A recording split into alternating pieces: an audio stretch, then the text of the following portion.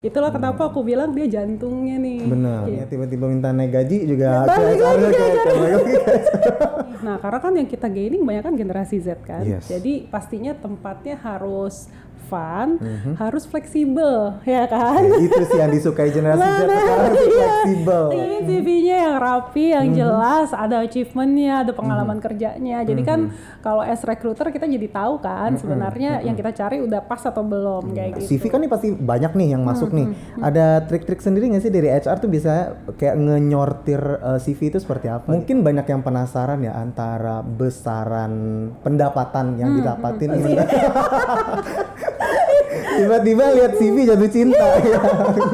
Kayak gitu sih.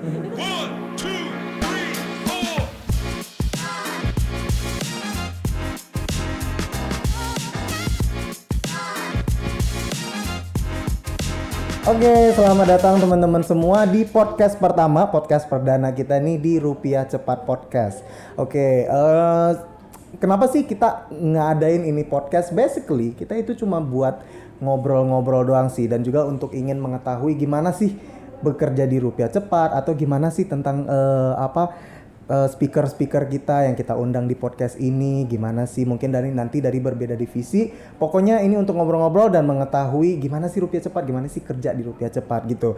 Nah, oke, pertama-tama mungkin aku kenalin diri aku sendiri dulu. Nama aku Rizky Al-Hakim, aku biasa dipanggil Rizky atau Al, dan aku ada di divisi Business Development-nya PT Kredit Utama Fintech Indonesia atau Rupiah Cepat. Oke, kalau untuk hari ini bintang tamu kita hari ini yaitu ada Igan dari General Manager-nya HR. Ayo kita applause dulu. Selamat datang Igan di podcast perdana Rupiah Cepat. Semoga podcast ini berjalan lancar ya. Amin, amin. Oke, siap. Oke, mungkin Igan boleh kenalin diri dulu ke teman-teman semua. Mungkin bisa nama atau tinggal di mana atau divisi apa di Rupiah Cepat. Oke, saya Igan Swistina. Kayak di interview ya ini. Iya. Saya Igan Aku yang Swistina. interview. Pasti lolos. Alhamdulillah. Jadi saya Igan Swistina, saya saat ini GM HR untuk Rupiah Cepat. Saya di sini udah dari lama lah kira-kira ya. And then apalagi tadi pertanyaannya? Apalagi ya kurang lebih kalau mau ngomongin Rupiah Cepat sih so far so good ya. Ya, berarti dari 0 sampai sekarang udah tahu semua gitu ya. Oke, siap. Oke, kalau misalnya dulu Igan kuliah di mana kalau boleh tahu, dan mungkin lulusnya di tahun berapa? Oke, ya kalau saya lulusan Universitas Gunadarma, jurusan psikologi itu tahun 2009. Oke, Gunadarma yang di Depok kan? Iya, di Depok. Oke. Berarti kalau misalnya dari dulu 2009 itu dulu langsung bekerja atau ngambil S2 dulu atau gimana? Jadi dulu langsung kerja kebetulan. Kerja, iya, karena dulu mikirnya kayak kan kuliah dulu ya, orang dulu kan kuliah buat kerja gitu ya. Jadi kayak waduh sayang deh kalau S2 dulu gitu. Passionnya nyari duit, makanya di Rupiah Cepat nih. Iya, makanya di Rupiah Cepat ya. Gitu, jadi langsung kerja. Langsung biar cepat mendapatkan rupiah ya. Jadi emang udah sepaham nih, sejalan sama sepaham. Nama perusahaan yang sekarang. Oke, baik. Oke, kalau misalnya kan sekarang nih Igan udah di posisi yang menurut aku ya oke banget ya, karena aku sendiri juga pengen jadi GM ya. Kalau misalnya dari dulu 2009 sampai sekarang 2022 itu kan itu kira-kira udah 13 tahun ya. Nah, itu kalau journey sendiri, kalau secara ringkas Igan jelasin ceritain ke aku boleh nggak? Boleh. Jadi kalau dulu awalnya tuh justru nggak jadi HR. Pas pertama kali tuh masuk jadi frontliner. Oke. Frontliner di sebuah bank. Di sebuah bank BUMN. Jadi waktu itu emang pengen bikin orang tua bangga kan. Jadi dia bilang katanya kalau kamu sampai masuk situ, mama bangga gitu. Oke, kalau sekarang di Rupiah Cepat bangga juga kan? Bangga juga karena kan Rupiah Cepat. Iya. Oke, Sesuai jadinya. Iya, yang penting cepet ya. Iya, Oke, benar. Jadi masuk ke sana as frontliner kurang lebih setahun lah. Habis itu nemuin wah kayaknya lebih enak jadi HR deh. Karena emang dari awal pengen jadi HR kan. Cuman di sana nggak dapet kesempatannya. Jadi ya udah deh akhirnya cari pekerjaan yang HR, kebetulan dapet dan itu jadi HR eksekutif di sebuah freight forwarding waktu itu. Nah, waktu itu tuh jadi HR one and only. Jadi benar-benar mereka belum pernah punya HR sebelumnya. Akhirnya punya HR aku dan aku juga orang yang baru gitu ya. Jadi waktu itu benar-benar belajar dari buku. Jadi waktu itu beli buku, kemudian coba implementasi. So starting everything from scratch lah. Nah, ya kurang lebih kita belajar di situ ya 3 tahun lah ya. 3 tahun lulus, lumayan nih ada peningkatan pesat ya. Waktu itu keluar jadi HR assistant manager. Pegang satu brand pizza, kemudian pindah lagi, sempat nyobain AI startup, kemudian sempat juga di telecommunication, kemudian pegang F&B, sampai akhirnya terjun sekarang di fintech. Gitu. Oke, menarik ya. Tapi dulu itu semuanya emang belajarnya dari buku ya dulu ya. Beda banget sama zaman sekarang kan orang kan Google doang. Berarti ibu dulu buka buku. Oh gitu. Iya. Jadi saya menikmati zaman.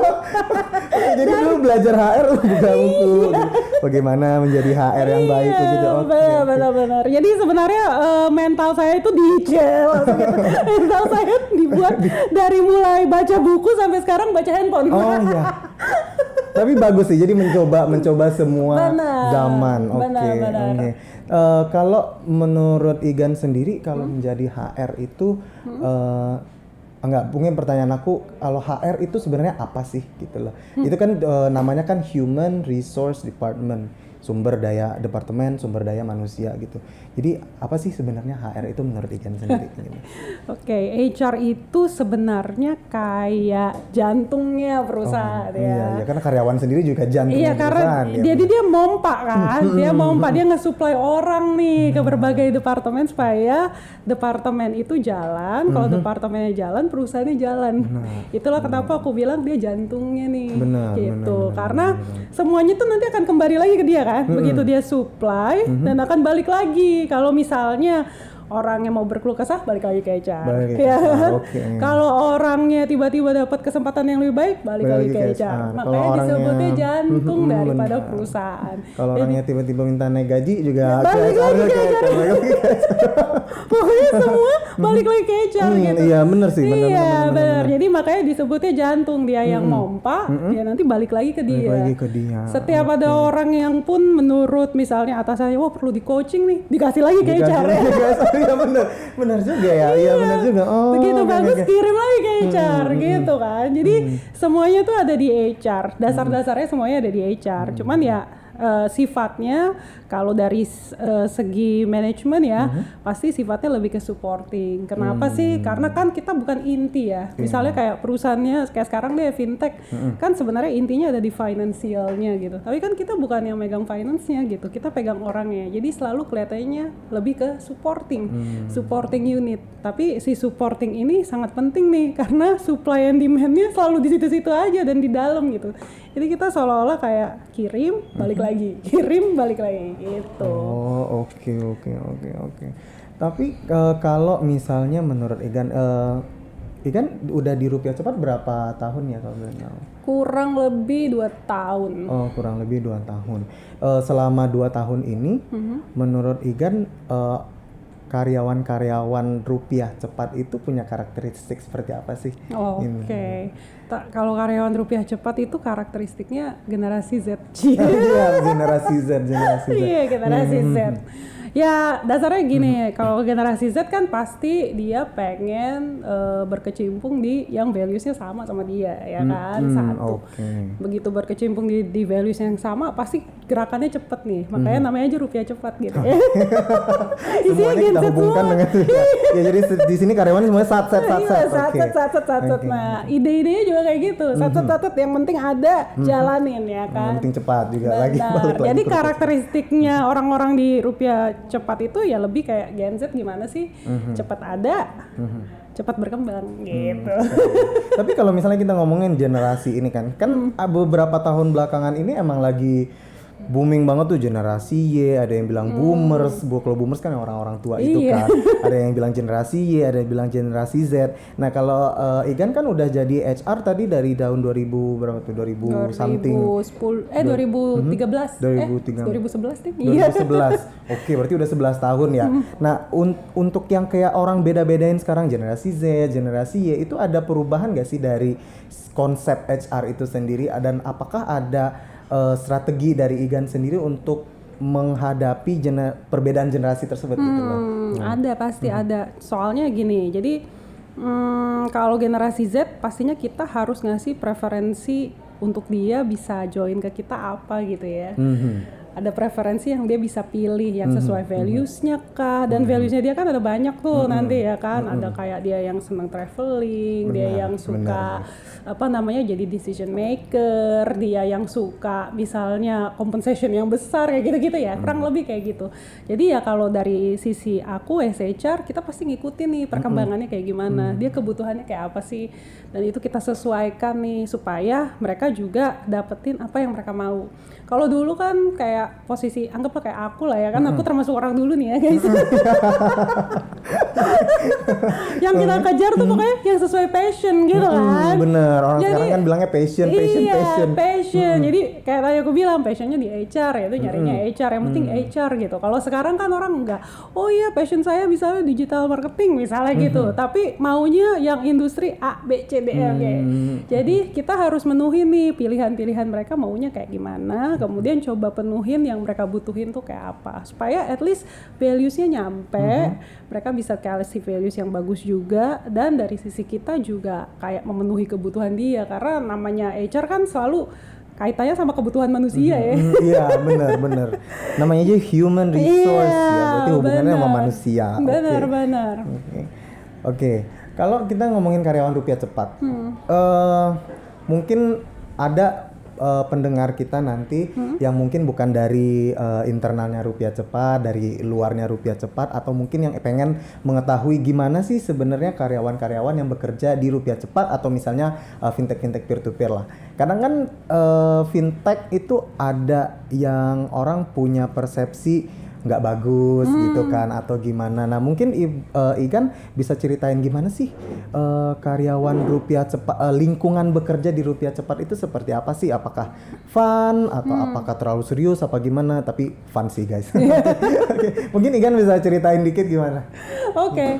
Nah kalau lingkungan Rupiah Cepat ya kayak tadi aku bilang sih, karena kita selalu mencoba untuk memposisikan pemenuh kebutuhan ibaratnya gitu ya. Jadi kita coba gaining nih kebutuhan apa sih yang dibutuhin sama karyawan-karyawan kita, dan coba untuk bisa di fulfill lah, at least mendekati lah sama keinginan. Namanya ekspektasi orang kan selalu makin tinggi ya. Tapi kan kita coba penuhin dari sisi itu. Selain dari sisi itu ya kita coba setting up culture juga nih. Nah karena kan yang kita gaining banyak kan generasi Z kan. Yes. Jadi pastinya tempatnya harus fun, harus fleksibel, ya kan? Itu sih yang disukai generasi Z sekarang, fleksibel. Iya, flexibility ya. Flexibility. Jadi kita coba sefleksibel mungkin nih, entah dari sisi komunikasinya, entah dari sisi pekerjaannya itu sendiri, dan bagaimana menyelesaikan pekerjaannya, kayak gitu. Kemudian apalagi ya? Banyak sih, kita juga ada banyak berbagai macam acara-acara buat proses engagementnya. Ya mungkin kalau dulu proses engagementnya kayak harus kumpul meeting misalnya gitu ya. Kalau sekarang sih kita bikin kayak semacam town hall lah, kita bikin rencananya nih baru rencana pengen bikin outing lah ya kan. Semuanya yang engagement lah, terus fun, terus karena menurut kita kalau zaman sekarang kan yang dibutuhin komunikasi. Benar. Kalau dulu kan misalnya kayak ada ibaratnya ada strukturnya lah ya kan. Memang ada strukturnya, tapi kan yang paling penting komunikasi nih. Jadi kita coba building bagaimana satu dengan yang lainnya bisa berkomunikasi dengan baik. Apalagi kalau startup, kita kan biasanya sebenar-benarnya ya bebas boundaries lah ya. Kayak misalnya siapa bisa ngobrol sama CEO-nya, siapa bisa ketemu sama CEO-nya, bisa curhat, bisa cerita apa aja sebenarnya kalau zaman sekarang. Jadi kita pengen coba building komunikasi yang enak gitu. Karena kan mungkin nggak semua orang nih punya pengalaman nih kalau ngobrol sama CEO harus kayak gimana sih. Tapi kan CEO-nya juga tetap muda kan. Tapi kan ada struktur-struktur, ada cara-cara tertentu gimana supaya ngobrolnya bisa nyambung ya kan. benar sih, Jadi itu yang kita buat supaya ada nih yang bisa diomongin, ada komunikasinya gitu. Benar sih. Jadi communication is key. Iya. Ya nggak sih. Kalau misalnya internal itu communication udah bagus, pasti kerjanya juga bagus, pasti perusahaan juga jadi akan lebih oke gitu Benar, ya. benar. I see. Oke, ini kan Igan HR ya. Nah, kalau misalnya nih ada beberapa penonton kita kan tadi kita udah denger tuh. Kalau misalnya di Rupiah Cepat kan ada outing, ada town hall dan lain-lain kan kedengarannya seru banget gitu. Kalau misalnya nih ada beberapa dari pendengar podcast kita ini nanti pengen mendaftar nih di Rupiah Cepat gitu, misalnya jadi apa HR juga atau tim business development juga satu tim sama aku gitu kan. Ada nggak sih tips dan trik yang bisa Igan berikan kepada pelamar-pelamar mungkin nanti di Rupiah Cepat? Oke. Ya, yang pasti sih siapin CV-nya ya guys. Oke, CV yang pertama itu udah pasti. Siapin CV-nya yang rapi, yang jelas, ada achievement-nya, ada pengalaman kerjanya. Jadi kan kalau as recruiter kita jadi tahu kan sebenarnya yang kita cari udah pas atau belum kayak gitu. Plus nanti ikutin terus nih LinkedIn kita. Biasanya kita posting di LinkedIn kita Rupiah Cepat. Jadi nanti di sana bisa ketahuan nih kita lagi nyari posisi-posisi apa, yang lagi kita buka apa. Kemudian juga bisa ikut join sama kita, lihat senang-senangnya kita lagi ngapain sih di Rupiah Cepat tuh bisa juga ketahuan di situ. Habis itu buka terus job street ataupun job portal yang lain karena kita posting di beberapa tempat juga. Nah, habis itu langsung masukin deh, upload CV terbarunya ya. Pastikan ada fotonya juga ya. Karena kan joining ke tempat yang seru, fotonya juga harus seru dong ya Iya kan? dong, iya pasti. Iya. Jadi jangan lupa ada fotonya, masukin ke sana, nanti kita akan lihat apakah kamu salah satu yang cocok atau enggak. Gitu. Oke. Tapi kalau misalnya untuk CV ini dari HR tuh biasanya ada trik-trik sendiri nggak sih? Misalnya kayak CV kan nih pasti banyak nih yang masuk nih. Ada trik-trik sendiri nggak sih dari HR tuh bisa kayak ngenyortir CV itu seperti apa gitu loh? Oke. Mungkinkah kayak lihat fotonya, oh cakep nih, ya gitu, atau oh ini pengalamannya universitasnya nih, oke langsung sortir gitu atau gimana gitu? Benar. Ya pasti tadi dari foto sih, pasti. Foto, iya dari foto. Iya, emang kesan pertama itu dari itu sih, oke. Karena foto bisa menceritakan banyak hal kan. Benar. Jadi mulai dari foto, personal informationnya, kemudian juga personal pengalamannya kayak apa. Nah penting banget tuh untuk naruh kayak achievementnya tuh udah pernah ngapain aja sih. Karena kan dari situ kita dapat gambaran lebih kan soal orang ini sebenarnya kayak apa. Tulis certificationnya apa, lulusannya dari mana. Yang pasti sih kalau CV yang penting jelas guys. Jadi nggak perlu sampai berwarna-warni banget ya. Yang penting jelas sih. Yang penting jelas. Iya sih, tapi benar juga sih, foto itu kan menunjukkan 1000 hal ya gitu. Apa ya, ada istilahnya deh pokoknya. Iya, karena biasanya kan biasanya ada orang bilang kayak love at the first sight ya kan. Nah, rekruter juga kayak gitu. Oh, rekruter juga kayak gitu, love at the first sight guys. Love at the first sight. Jadi biarpun nggak langsung aduh gue jadi deg-degan kita nggak gitu sih. Tiba-tiba lihat CV jatuh cinta. Kayak gitu sih. Itu kecuali ada rekruter saya yang lagi nyari jodoh ya mungkin bisa kayak gitu. Tapi maksudnya pada saat kita lihat ketahuan kan kurang lebih karakteristiknya kayak apa, kurang lebih cocok nggak nih sama atasannya di sini, sama ruang lingkupnya kayak gitu-gitu kan. Oke. Gitu sih. Jadi pastikan makanya fotonya yang kece lah ya fotonya guys. yang kece ya dan terlihat profesional gitu. Iya. Jadi smart casual. Smart casual, benar. Kalau orang sekarang kan ya begitulah. Outfit ini ada namanya, kalau orang sekarang kayak gini. Iya. Tapi kalau misalnya di fintech atau misalnya kita lebih spesifik Rupiah Cepat itu mungkin banyak yang penasaran ya antara besaran pendapatan yang didapatin itu. Mungkin kita nggak usah ngomongin nominal ya, Bu ya. Maksudnya oke nggak sih? Gitu. Oke sih, Oke, iya. Oke kok. Iya, pendapatan aku lumayan oke kok. Iya, oke. Buat skincare bisa ya. Nah itu paling penting buat foto tadi, buat foto. Skincare buat ada di tempat-tempat yang kece, nyari spot-spot foto Instagramable, bisa pokoknya. Bisa semua. Iya, udah pasti pokoknya healing dapat. Oh, healing dapat. Nah, ini yang penting nih, healing bagi generasi Z sekarang. Oke, berarti bisa kita simpulkan untuk pendapatan tuh oke lah ya. Oke lah. Nyicil KPR bisa nggak? Nyicil KPR bisa-bisain aja. Soalnya tergantung ya guys. Iya. Kalau KPR sesuai selera nih. Iya, KPR sesuai selera dan sesuai gaya hidup. Bener, makanya bisa-bisain aja. Bisa-bisain aja bener sih. Iya.